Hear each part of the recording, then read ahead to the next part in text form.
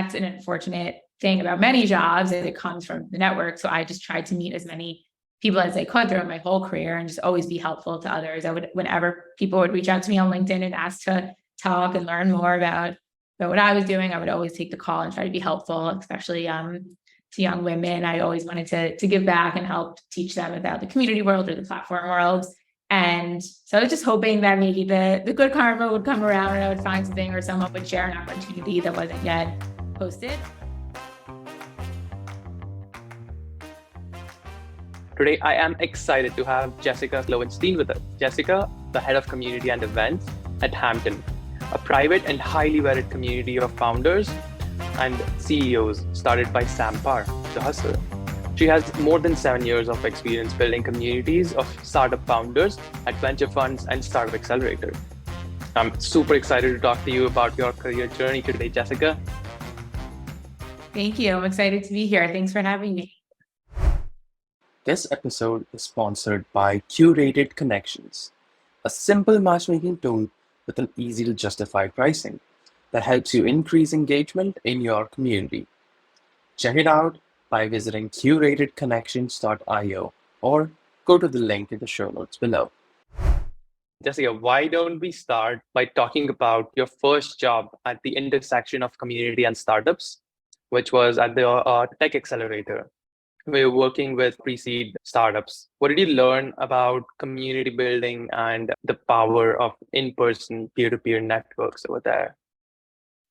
Yeah. So I'll say that job was my first entry into the startup world. To back up a little bit, I started my career as a teacher. I always wanted to go into education.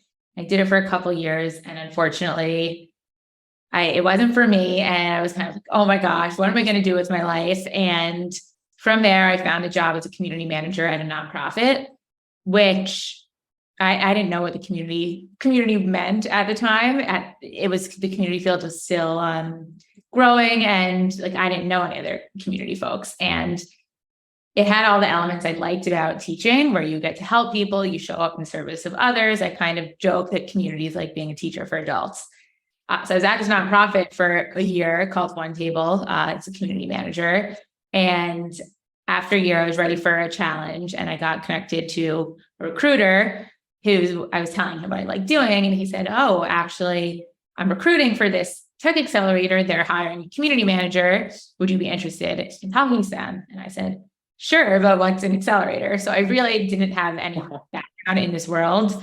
And I think that's what's almost been a superpower of mine, because it showed me by working at that accelerator just the power of human connections and the power of relationships. So I was working at Grand Central Tech Accelerator. It's a year-long program for pre-seed and seed stage startups in New York City. It's about 20 companies. They're co-located in the same space for a year, and there's programming, community initiatives. And so I was there for about 4 years. While I was there, they raised a venture fund called Company Ventures. And my role, I was doing everything from community. I was helping with partnerships, our content, our events, our newsletters. And I really, being in person and seeing these peer-to-peer relationships, a lot of these founders were in the earliest stages together. They could be doing two totally separate things, and their businesses were very different. But the challenges that entrepreneurs face are often the same. You're stressed, you're worried about hiring, you're worried about fundraising. There's so many things that come up, and just having other people that become your friends that you could turn to during those stressful times. And you can't talk to your team. Sometimes you can't talk to your partner, your family, and it's just other people who get it. And so that it showed that at the end of the day, it's all about the relationships and the human connection. I love this. And what did the community building work at Grand Central Tech entail? Yeah, so it was a year-long program. So day one, these companies would come in. Often they were two people who are co-founders or really small teams, and they didn't know each other, but they were joining this cohort. So it really started from the moment that they walked in, and our team would make sure they had a successful first day. We would plan different events throughout the first few weeks so they could get to know each other. And it was some of it was simple. We would just gather, get to know each other over lunch, happy hours, dinners, and really making sure that they connected as people, but also understanding their businesses and so they can help each other. And it was really awesome to see on those first day, everyone's strangers. As the year goes on, people just become more and more friendly, their teams grow. You have these tables started with 2 people and then they're overflowing by the end of the year. And just seeing the relationships that form when you're talking to someone at the water cooler, or you sit down at the same lunch table and you eat with them. And we did a lot of kind of like wholesome fun. Like one time we did this science fair where everyone made posters and to explain what their company did. And so that was just wholesome fun. And everyone, you would walk around and learn about all the different companies. We always tried to do different community initiatives also around impact. So we would do events for Women's Day, and then we would have some of our female founded companies donate products, and there was raffles that you could do. There was for back to school, we did like a fun back to school event where we had people donate supplies, and we packed supplies to give to students in need. And we always tried to make it, yes, if it was a happy hour, but how could we make it more than that? How could we have some sort of impact or human connection? We would have new member breakfasts. So as the teams were growing, we would get together all the new folks so they felt welcomed into the community. So really just try to be creative and fun, and add a little joy into their otherwise often very stressful days. Yeah, that does sound like a community I would like to join as a founder. You also mentioned that community building is like being a teacher for adults. I love this analogy. I've never heard of it before.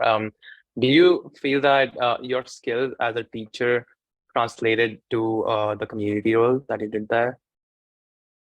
Yeah, I think a lot of it is relationship building and really caring about the individual person. And in community, I would say you have to do things that don't scale. It's often easy to forget that these people on the screen, the little Slack icon or the email, that's a person with a life. Everyone has something going on. I'm sure they're dealing with something. And so just remembering that every individual person has a story and that you should care about each individual person, which is very similar to teaching. You think about the class, and you also think about the individual, and you're also dealing with other personalities like parents or outside forces too. And that's always happening in community also. But really at the end of the day, people go into education because they want to make a difference and they want to help people. And that's really, for community builders, it's often a lot of the same mentality of you want to give back. Every day you show up to create this community for people and to make them happier and to make their life a little bit better and easier and less lonely. And so to me, that's why I got into education, because I wanted to give back and help people, which might sound cheesy, but it's true. No, yeah, it doesn't sound easy at all. And I really like how you've been able to chart this path from being a teacher and bring those skills over to something completely different in the startup world. Yeah, love it. Let's switch gears a little bit and talk about your work at Hampton. Can you start by telling us what are your key focus areas and responsibilities at Hampton? Yeah, so my role is head of community and events. So I'm responsible for both our digital community and our in-person community. Hampton, we have almost 500 members right now. We launched officially in March of this year, and then before that, we were in private beta since last summer. We're interviewing everyone. We have a wait list of about 2,000 people, which is really exciting. But we want to make sure that we talk to everyone to make sure that the right fit. And really, at the end of the day, we're looking for people that we think are going to give more than they receive and who are really looking to be in this network, yes, to meet other people, but also to give back to the community. And we see it's really incredible, the amount of wisdom that's shared. And just before I got on, there was someone who posted, they had a medical scare in his family, and he posted about it on Hampton, and within minutes he was on the phone with a doctor who was in Hampton. And that's really the power of community. It's helping in all aspects of your life. And so at Hampton, I'm on Monday. I'm coming up at my 3-month mark. So I've only been here for a bit, but it's been super fun and exciting. And at Hampton, I'll just kind of back up a little and explain what it is. But as you said, it's a membership community for high growth founders and CEOs. As part of the community, you get access to our Slack network, which is, we have about 90% engagement. It's wildly insightful, the knowledge and the responses. And then in addition, you get put into a core group with 8 other entrepreneurs.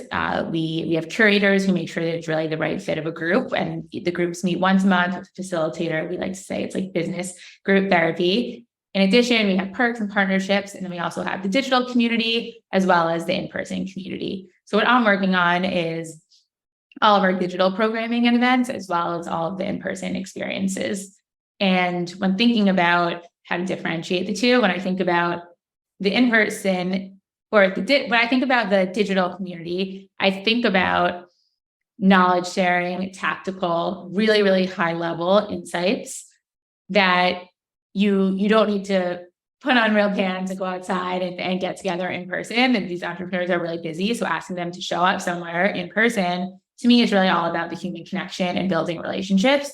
And so on the digital programming side as well, we have people all across North America. And so to have an amazing content session, let's say in New York City, but then most of our members can't attend, we like to do those really high level tactical sessions digitally. So we will bring in thought leaders, we'll bring in experts. We just hosted Andy Dunn, the co-founder of Bonobos, this week as part of our Beyond the Book series. And then we have knowledge share sessions that when we see that there's a lot of conversation happening around a certain topic in Slack, we'll get the group together, bring his knowledge shares. And so we'll have a couple of our members share their screen, share their process, the tools that they use. Everyone in Hampton also signs a confidentiality pledge. And so people are very willing to share their processes with the group and how they do things. And then we kind of like to say, the way I think about it is for the digital events, what is the content that we could provide that you can't get on Twitter, that you're not going to get on a podcast, but that's really kind of only at Hampton types of events.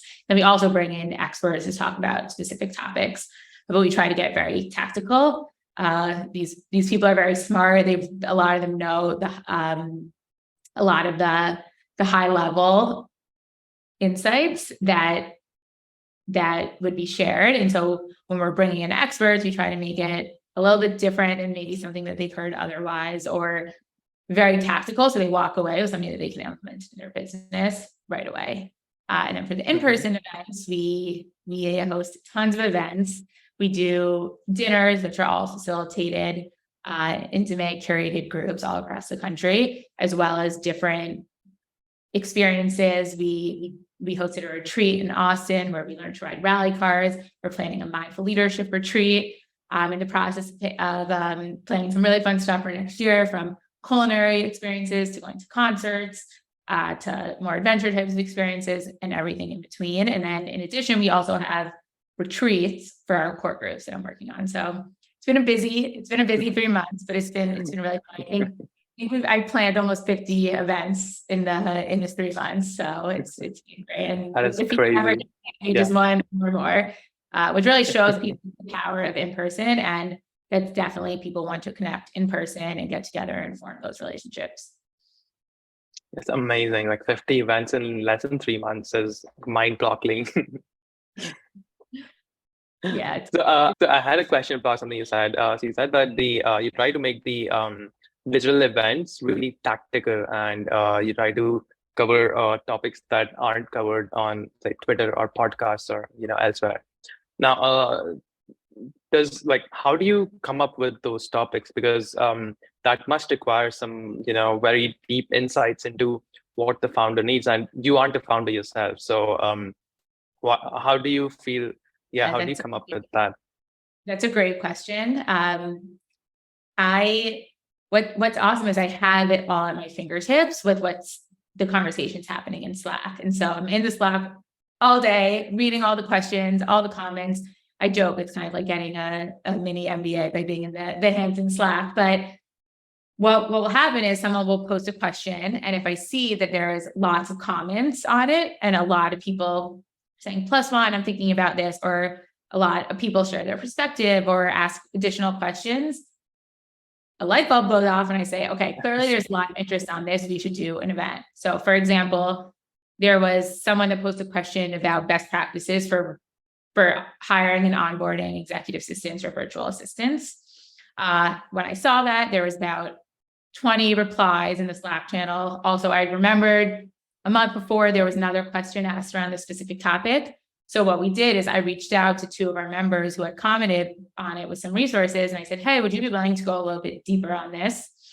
They both said yes. So we did a Zoom. We had people who wanted to come RSVP, and the members shared their screen. They showed the whole their whole systems. This is how I organize my 30 VAs. These are the systems I use. This is how I found them. And that's not something that they would post on Twitter. It's their back office information, but they're willing to share that with the Hampton community, which is really awesome. So I definitely, all that stuff, I listen to the community and I see, okay, this is what people are talking about. These are the questions being asked. I think that we should do an event on this. I love that. So you're essentially getting an MBA and also, teaching the like everyone in the class. Yeah, I guess.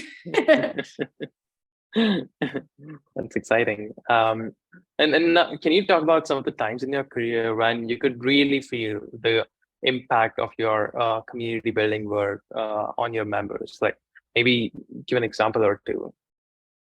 Yeah, I think the best part is just seeing it all in action. And so when you're planning an in-person event, and just for me, when I do dinners, I try to do table seatings, and I put a lot of thought into where people sit. And then when you see people sit down and then they're immediately realize, oh, my business is related, or, oh, I'm a new mom also. And it feels like, oh, wow, that's an amazing coincidence. But really there was a lot of thought put behind it. So that's a special moment, because there's a lot of like magic that appears to happen often at events and in community building, that often there's a lot of thought that actually went into it. But when you can make it feel like it's magic, that's a really great moment. And just seeing people who meet within the community actually have relationships, and having them come back to, oh, I've been talking with this person that I met at your event. They've been so incredibly helpful. We've been talking once a week. That's amazing to me, when people can really form those lasting relationships, and it goes beyond the event. And so when I curate, I think, okay, who should be here? What's the group that we should get together? And then seeing those relationships happen, it's kind of like playing matchmaker. That's really rewarding. And in terms of the digital programming, when you put a lot of effort into finding the right speakers or putting it on, and then people will say, wow, that was incredibly helpful. I just implemented this in my business, or wow, this just made my life so much easier. That's also that's really rewarding for sure. I love it. So you're essentially engineering serendipity for the members, for your community. Yes.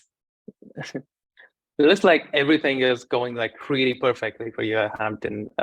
Is there anything that any challenges, or is there anything that, I don't know, keeps you up at night? Yeah, definitely. No, nothing is ever perfect at all.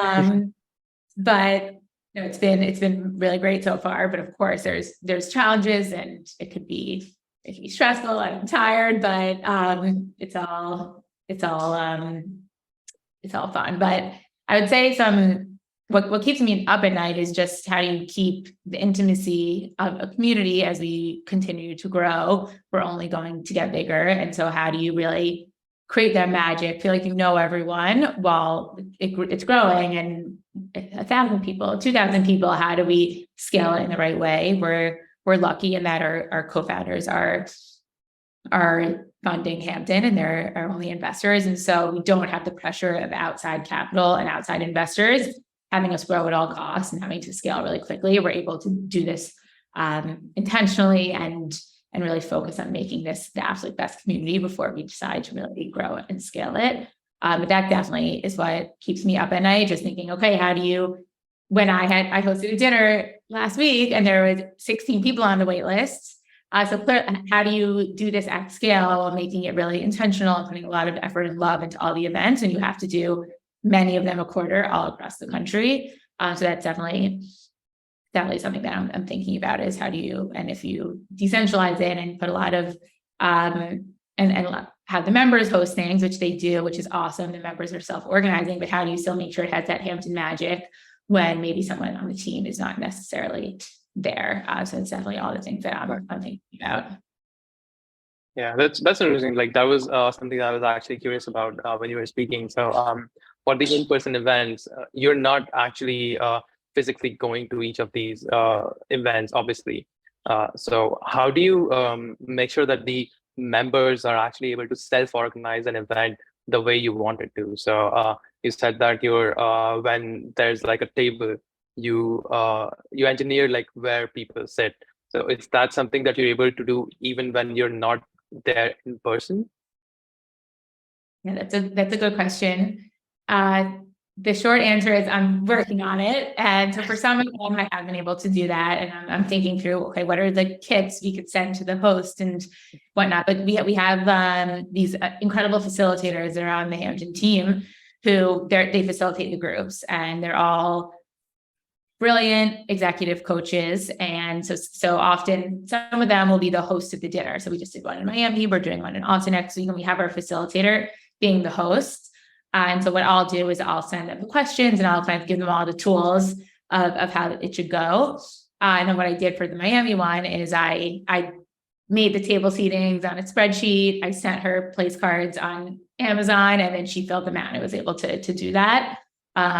Which I'll continue to do for some of the other the big ones. Sometimes when there's like 6 people at a table, you don't necessarily need to do that because everyone's able to talk. But yeah, it's definitely something that I'm thinking about. How do you do this at scale? And how do you have some of the magic? So if any listeners have any ideas, I would love to hear. Yeah, I'll be linking to your LinkedIn and Twitter in the show notes. So please reach out to Jessica on LinkedIn or Twitter if you have any ideas. Yeah, thank you. Okay, Jessica, how about we switch gears a little bit and play a little game for which I'll be passing on the mic to Piyush. Yes, let's do it. Hey, Jessica. Hey. Okay, so we're going to play a game called routine roulette. What we're going to do is I'm going to call out some times of the week, and you tell me what you might be doing around that time. Like through this game, we want to give the listeners a feel of what a week is like in your shoes. Does that sound good? Yes. Yeah, I love it. Let's do it. Okay, let's begin with the first day of the week. It's Monday. How do you go about starting your work? Like, what do you work on? Yeah, so typically and really every day, especially the beginning of the week, I'm going through the Slack and seeing, okay, what happened over the weekend. Often I look at it over the weekend too, but really like what happened, what were the conversations, who were the new members that introduced themselves, and really making sure that I understand everything that happened over the weekend. And that's really how I start every day, but especially on Mondays, and then really looking ahead at the week. Okay, what are the events happening this week? What do I need to confirm? What do I need to be thinking about? And then I always recently have been trying to really make a list in the beginning of Monday, like what are the 2 biggest things that I need to get done this week? Because there's always a million things going on, and I have like 5 million tabs open in my brain, but really thinking, okay, the 2 biggest things. And so that kind of helps ease the stresses of really knowing, okay, these are the things I have to get done. Everything else would be great. And I'll do all these little tasks. But what are the big picture things that I'm trying to accomplish this week? And that usually helps set my intentions and figure out the rest of the week. Okay. Say it's Wednesday and it's like 4 p.m.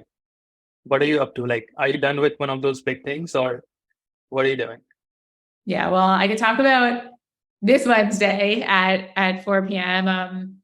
I had done on Tuesday, so the day before this Wednesday, we had 2 really big events happening. We hosted Andy Dunn, of the co-founder of Bonobos, for Beyond the Book series, and I hosted a dinner in New York City for about 15, or it was about 18 of our members. So my day on Tuesday was very much focused on those 2 big events. And so that was on Wednesday, I had already accomplished those 2 events. And so Wednesday was a little bit more catching up on email, thinking because I didn't have as much capacity to answer all those emails and all those Slacks because I was so focused on the events. What's fun though, it's definitely every single day and every week. It really is different. Yesterday I was very focused at 4 p.m. on our core group retreats. I'm deep in planning those. And so I was working on the launch plan. What does the communication look like? How do we make it super clear to our members how to sign up, what the itinerary is, how do we get them excited? So it's a little bit of that, how do you market the different community initiatives that we're doing? Do the events feel like work to you? Like preparing for the event is a different thing, but at the time of the event, does it feel like you're still working or is it like chill? Definitely, what's nice is I definitely enjoy myself, but I'm definitely still working. Like I'm always on, oh, is this person having fun? Oh, is the music too loud? Did they put out the gifts for the end? So it's definitely still making sure. Like to our dinner, I brought Hampton napkins, and as they were giving out the cocktails, I was making sure everyone had their napkin and bringing. So it's all those like little things, and when you put so much love and energy into it before in the moment, I definitely want to make sure everything goes smoothly, but I also definitely get to enjoy myself, and I have a seat at the table and I get to enjoy the meal. Often I'm facilitating it at the Hampton dinner. So it's definitely thinking through, okay, is now the right time to interrupt everyone and pose the question that we're going to have the group discuss to go deep. Okay, when do I think that we should bring the group back together to share what we talked about? So it's always keeping my eyes and ears peeled on people's experiences, but it definitely still is fun. Sometimes I'm like, wow, I can't believe this is work. This is pretty cool. Yeah. Well, that's interesting. And let's say it's Thursday and it's 10 p.m. Are you still working? Depends. I would say sometimes like if I'll go back right before bed and answer some emails. But that's definitely just that's the pressure I put on myself. It's not any outside factors of you need to get me this by tomorrow morning at 8 a.m. Sometimes it's nice to right before bed to go back and like check a few things off my to-do list. But it depends. Often I try to read before bed and decompress. So if I'm not catching up on emails, I'm probably in bed at reading my book.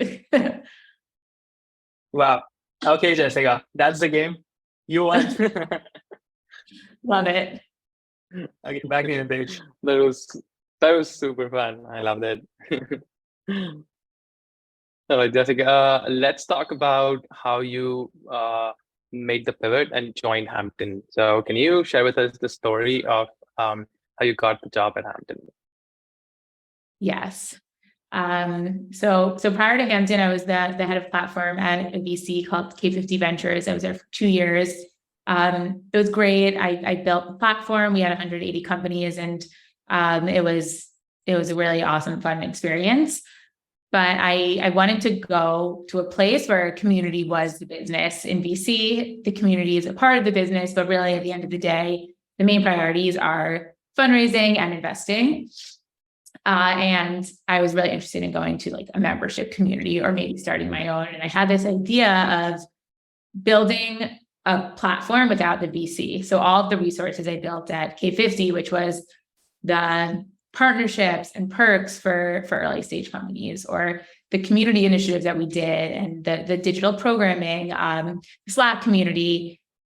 In my head, a lot of me was like, I think this would be actually really helpful for bootstrap founders or founders before they raised VC. And I had this idea brewing, and I met the Hampton team because they had someone on a team reached out to me on LinkedIn as they were interested in partnering with VCs. And during our call, as they were explaining to me what Hampton was, I was like, this is literally exactly what I was thinking of building. This is really interesting. It was on my team, Alex and Sam. And at the end of the call, I was like, by the way, if you guys are looking for some community support or consultants or advisors, I would love to keep chatting with you and jamming on this. You're really speaking my language. And so Sam and I exchanged numbers, and we were texting a bit about different opportunities. And then I met Alex in person, and I got to know the team. I met the CEO and some of the other members of the team. And then they were looking for for a different role, kind of just someone like a more junior events person. And then when I got connected to the team, we all hit it off, and here I am. So it was fun. I kind of weaseled my way into it. This is super fun. I remember you saying that you were confident that your job would come from your network. Um, why was this confidence? Where was this coming from? Yeah, so many community roles still are rare. Often it's a one-man show. There's not a lot of membership communities out there. So I just kind of had this weird feeling that it wasn't going to be posted, and then I would meet someone and maybe they would tell me about an opportunity, or I was thinking about maybe going off on my own as a consultant. So that really would have just come from my network, those opportunities. But I mean, and that's an unfortunate thing about many jobs, is it comes from the network. So I just tried to meet as many people as I could throughout my whole career and just always be helpful to others. Whenever people would reach out to me on LinkedIn and ask to talk and learn more about what I was doing, I would always take the call and try to be helpful, especially to young women. I always wanted to give back and help teach them about the community world or the platform world. And so I was just hoping that maybe the good karma would come around and I would find something, or someone would share an opportunity that wasn't yet posted. And it's unfortunately roles like the heads of community types of roles, there are not that many, or there are those types of roles at startups where the community is more of the customer, or it's users. And for me, I really loved working with entrepreneurs and founders, but I know I just didn't want to be in VC anymore. And so I was like, it's rare to find a community outside of VC for entrepreneurs and founders. So that's why I was like, maybe I'll just start my own, but then here we are. Yeah, that sounds wonderful. Can you speak a little about what difference does it make to your day-to-day work when the community is the business versus when it is just a bonus? Yeah, I would say the biggest aspect of that is the members at Hampton they're making a lot of effort to be here. They're applying, they're going through an interview process, they're paying an annual membership. And so people are really showing up, and that's because they signed up, they invested their time and their money, and they really want to be there. Whereas in my other experiences, the community was always great, but it was a bonus. Like, you were at an accelerator and you were really there to learn and raise money and learn how to grow your company. And yes, you were there for the community too, but that wasn't the main aspect of you being there. And then same in VC. And so it's really like in other times when you need to make more of an effort to get members to talk to each other, or sometimes in a Slack, someone asked a question, I would have to tag someone that I knew had the answer to get them to engage. Whereas now in this community, people are just so much more engaged than I've ever experienced. And I think that's just a testament to the community that was built before I started. I'm still only here for 3 months, and that has to do with the creation of the group and just the design of the community, which is all kudos to my team who built it before me. But I would say that's really the main difference, and that I have the resources and I have a budget to work with. Whereas before it was a lot more limited, and I was a team of one, and now I'm already expanding the team, and I'll have more support to be able to support all the different initiatives. Yeah. So having an engaged community, this reminds me of something you said earlier, that one of the goals with the community is that you expect members to give more than they get.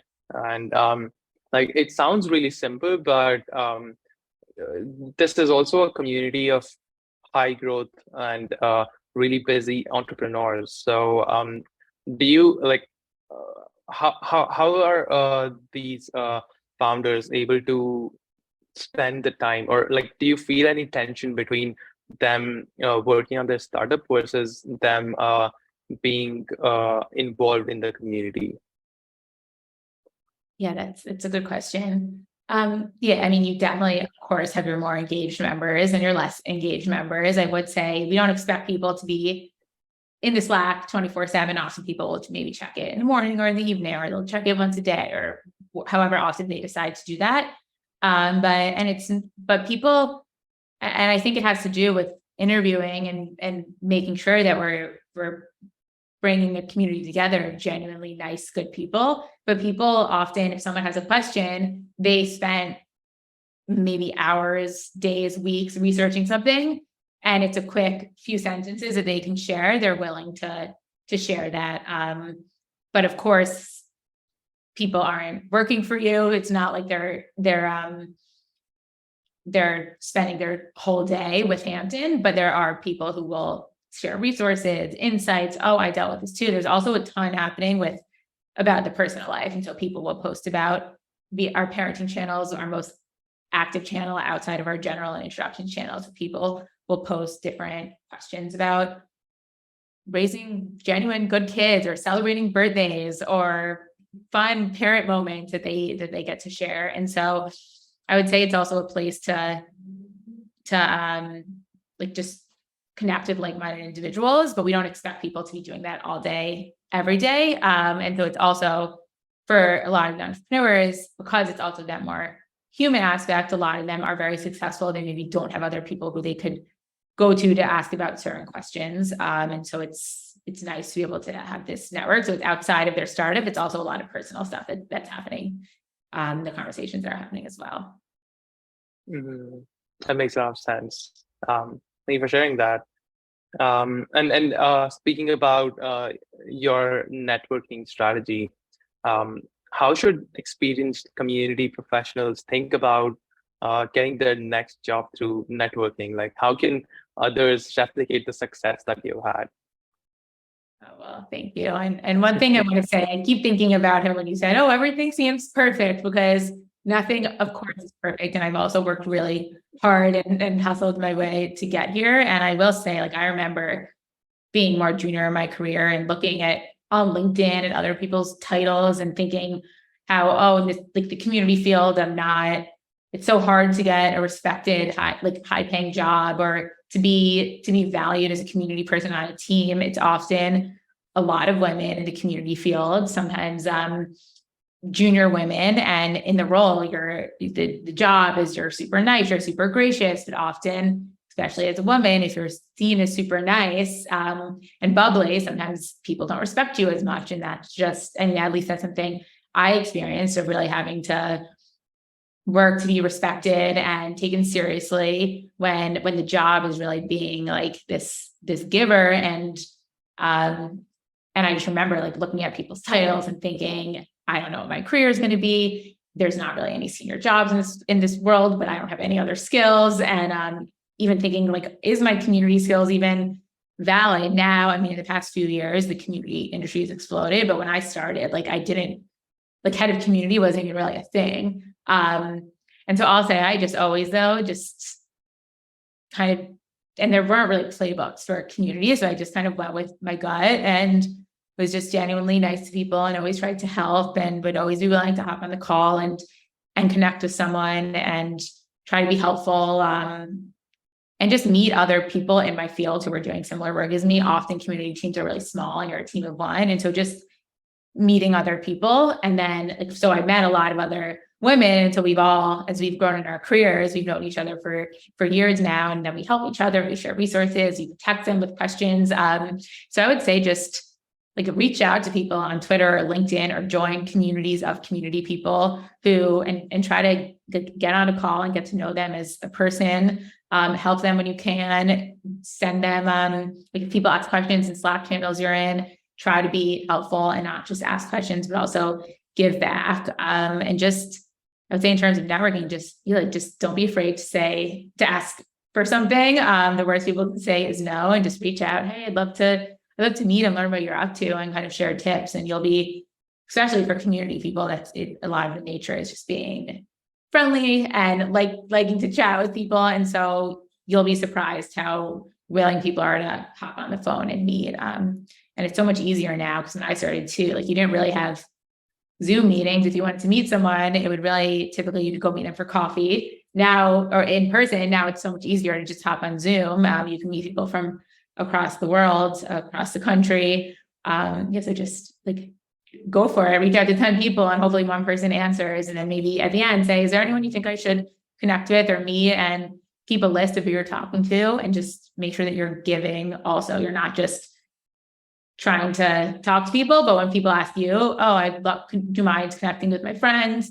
This person's interested in learning about what you do. Also be gracious in your time if you're gonna try to meet other people and take their time. Make sure you're always willing to give your time as well.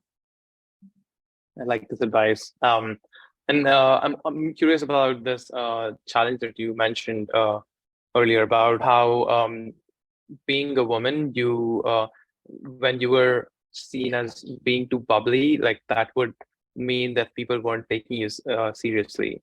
So how do you deal with that dichotomy? Yeah, I think there's definitely like a dynamic of it's just culture, and like often if you're a woman, you feel like you have to like stand up a little taller and be a little more serious than you would be typically. And look, I'm sure many men feel that way too when you're starting in your career. You're often not your full self, but specifically for me, I always felt like I needed to sometimes tone it down, but then I realized that actually that's the superpower, is being nice and easy to work with. And so it was something I think earlier in my career, sometimes I would like try to be a little tougher, but then it's like so inauthentic. And so I would just say, especially in this industry, just be your authentic self, because there's a lot of people who could be good at a job. And what really sets people apart is people who are easy to work with, people who are willing to jump in and help out. And I think culture fit is so important. And so just it's something that took me a long time to realize, but I would say, just especially if you're a young woman in the field, just be yourself and be authentic and be nice and gracious, and I promise you, it will come back to reward you later on. So essentially what you're saying is don't be afraid to seem like bubbly and nice with the community members. Yeah, exactly. Love it. That's a great advice. And you also mentioned that you wanted to work for a community, like a company where the community was a business, and then this was a community of founders. So weren't you worried about limiting your, like the potential market or the potential jobs, and slimming down your chances? It's a good question. Definitely, as I thought about consulting specifically, I knew that I would have to, if I was going to be a community consultant, probably have to broaden the types of communities that I was working with. But I really didn't want to, because I love this little niche, and so I'm grateful that I found this role. And really, communities everywhere. There's community, like a team is a community if you do it right.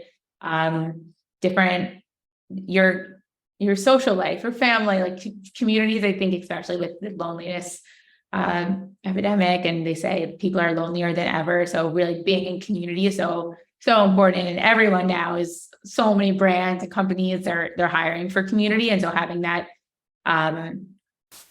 skill, I think, will be valued, hopefully outside of just entrepreneurs. Yeah, definitely. I think so too. That's super cool. And now I want to switch gears again and ask you for some resources and advice for the listeners. So what tips do you have for people who are looking for their next role? Yes, I would say read lots of job descriptions just to understand what is out there and what looks interesting to you, just so you can understand what the role is. Because there's some community manager jobs that are out there, and then you read it between the lines, and it's really like, okay, you're just managing a Facebook group, and maybe that's really interesting to you, but maybe you'd rather manage in-person communities. So, or maybe you're really just doing more. It's more brand, and so I think a lot of companies now just put this word community manager to kind of put band-aids on problems, where it's not necessarily what you would traditionally think as a community manager role as a community person. So I would just say, like, and so think about what you want. Try to talk to as many people as you can in these roles to hear about what they do in their day-to-day. How did they get their role? Is their team thinking about hiring? Because often maybe they're not hiring now, but they're going to be hiring in 3 months, and then they could keep you top of mind and let you know. So these things take time. So just talk to as many people as you can, think about what exactly the types of community and work that you want to do, and that will help narrow the scope. I would say join the communities. There's like community club, community hacks. I was in a community when I was in a platform called VC Platform with all different community folks. Listen to the community podcast, like you guys are doing. If you listen to a podcast, reach out to that person, maybe tell them, hey, I heard you on this podcast. I loved it. I would love to hear more. That would probably mean a lot to someone if they'd be willing to jump on with you. And yeah, I just read an amazing book called Unreasonable Hospitality by Will Gudara. He's a hospitality legend in the restaurant world. He brought 11 Madison Park, the #1 restaurant in the world. And that was an incredible book. It made me think a lot differently about community and hospitality. Priya Parker's book, The Art of Gathering, I love. And just read, just stay up to date on the newest trends. Talk to people who are in communities and see, what do you like about a community? What don't you like? Maybe there's a community you're dying to work for. Reach out to the person who works there and say, hey, here's 3 ideas I have for your community. I would love to chat. So you can give them something in return. That would probably impress them and make them want to get on the phone with you. And maybe they're not high. As I said, they might not be hiring, but they will be down the line. And then they'll remember, oh, who was that person who sent me all those really good ideas? I'd love to get them on our radar while we're thinking about hiring. So just be scrappy and write down all the people that you talk to, because you'll forget. That is so many good advice. I want to I have follow-up questions for you for each of them, I think. So the first thing you said was join other communities with community professionals. So you mentioned community club, community hacked. Which other communities are you a part of? I was in a bunch more when I was in VC, because there's a lot of VC types of communities. I'm in like a WhatsApp group with a few other community professionals. There are people who post questions. I didn't mention this, but in New York City, I have a female founder community. I partner with this amazing woman, Stephanie Redliner, who's the founder of Lioness. And together we host these dinners. Stephanie's a master facilitator. And so I'll curate the group, bring in the partners, and Stephanie facilitates. And after women come to a dinner, they get invited to join this WhatsApp group. And so that's a community that I've helped facilitate and organize, but it's also one that I find wildly value. So I'll reach out to them. There are some brilliant, amazing women in there who all really, the goal is to just help each other, and let's not be competitive, and instead let's lift each other up. So that's one that's been really, really helpful for me, as well as rewarding, because I had a hand in helping to curate and design the community too. It's really exciting. And are you a part of any? One more thing I'll add is that if you can't find a community, start your own. Maybe reach out to 3 other people you respect in the community world and say, hey, do you want to start a WhatsApp group just to share resources, ask questions, and then maybe it goes well, and then you each add one more person. And it doesn't need to be this grand community, but you could start small. So if you're not finding what you're looking for, just start it yourself. I love this advice. And you make it seem really simple to just launch your own community. Start with 3 people and grow it one at a time. Yeah, I would say obviously you want to be intentional, but at the same time, just try it out and see, and then you could build with the community rather than for them. So you can see what the needs are, and then be more reactive rather than trying to guess what people want, because often you have no idea. Just like when you said, like, I'm not a founder, I listen to what the needs of the community, and then I'm reactive. Of course, you want to be proactive in a lot of ways too, to kind of meet their needs before they know they have them. But at the same time, I think building with the community is really the best thing that you could do, because you're really making sure it's something that they want. Just because, I always like to say this too, just because you build it does not mean that they will come. So sometimes I think communities overthink things, and they try to build these really fancy platforms and really fancy resources, and then it's just overcomplicated. And a lot of times people are really busy and don't have time to check another platform. And sometimes the simplest communities are really the best. Absolutely. And are you part of any community specifically for event organizers, or people who are doing like live events? Yeah, I'm actually in one called the Vendry. They have a Slack community. It's a website that has, you can find venues and different vendors, and they have a Slack community. So that's actually been one that I joined recently. That's been helpful also. That's great. Yeah, we'll be linking to all of these resources in the show notes as well. Oh, great. Okay, and so you mentioned two books, Unreasonable Hospitality and Art of Gathering. Can you like take each of those books and like when you think about those books, what takeaways come to your mind that you feel have influenced your community building work today? Yeah. For the Art of Gathering by Priya Parker, there's two. One is the intention behind an event, or what I like to call a gathering. So really, why are you showing up? And there's no right answer, but everything should come back to the why. So I want people in New York, the Hampton members in New York City who have been in the community for less than 3 months to meet each other.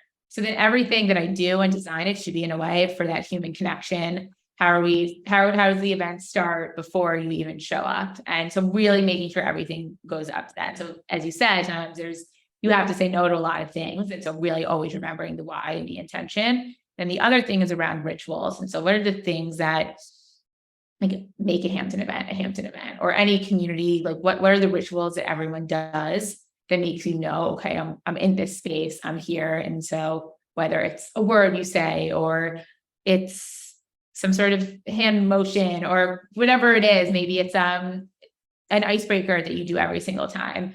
Maybe it's the way you dress, whatever it is. But what are the rituals? And that's something that we're getting creative with in Hampton, of what are the things that really, what are the rituals? What are the rituals at Hampton?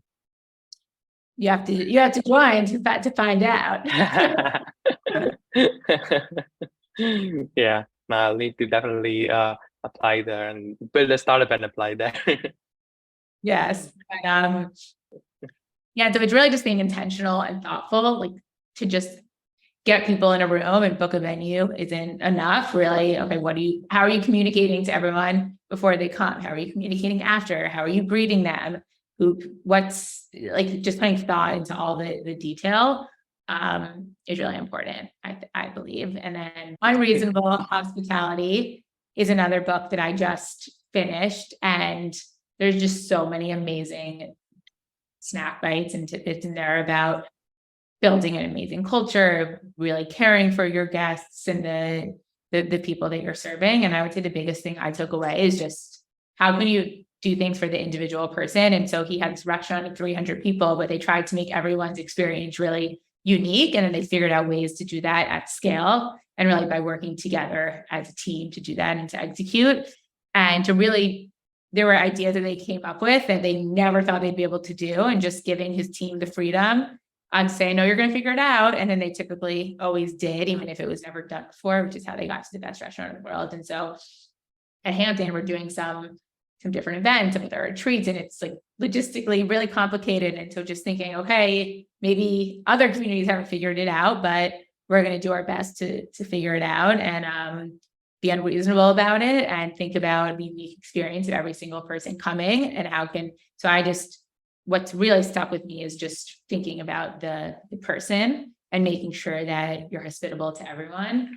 Because it's easy to just think of people as a group and not remember that this is a person with probably a million things going on, and they're maybe dealing with a sick kid or an aging parent, or all the different stressors that come with being a human. And often in business, I think people just forget about the human side, and that everyone behind the screen is dealing with something. And so if we as a community can make people feel appreciated and heard and valued, and be like, oh wow, like they remembered that my dog was sick and sent me a dog toy. Like, I can't believe that just happened. That's amazing. And so stuff like that kind of doesn't scale. But then figuring out how to do it at scale. So we have some fun things up our sleeve, that an initiative we're gonna launch in Hampton that was inspired by the book. Love this. This is such amazing advice, Jessica. Thank you so much for being so candid and sharing all of it with us. It has been such a pleasure having you and talking to you for this interview. To end, like if you could leave the listeners with one thing, one action item that they should do over the next day in order to excel their careers, like what would it be? I just remember to be scrappy and to make things happen, and nothing, it doesn't need to be perfect, but just do something. So that thing on your to-do list, or the event you wanted to plan, or the person you wanted to reach out to, just do it. And it doesn't need to be the perfect message, just make it authentic. It doesn't need to be the perfect event, just try to plan it and you'll figure it out as you go along. But just, I think, just go after it. And if it doesn't, like I said, if the community one doesn't exist, build it. Reach out to that person. Just search head of community in LinkedIn and reach out to 10 people if your goal is to grow your network. If your goal is to meet more community professionals, maybe in your city, say, okay, I'm going to host a dinner for 5 people, and I'm going to make a reservation. I'm going to invite 4 other people who I know are community builders in my city, and we're just going to get together and meet and trade stories. Whatever you're thinking about doing, I would say just go after it, and don't be scared to do it. Just do it.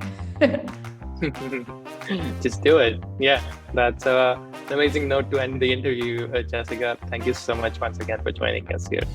Thank you for having me. It was so fun.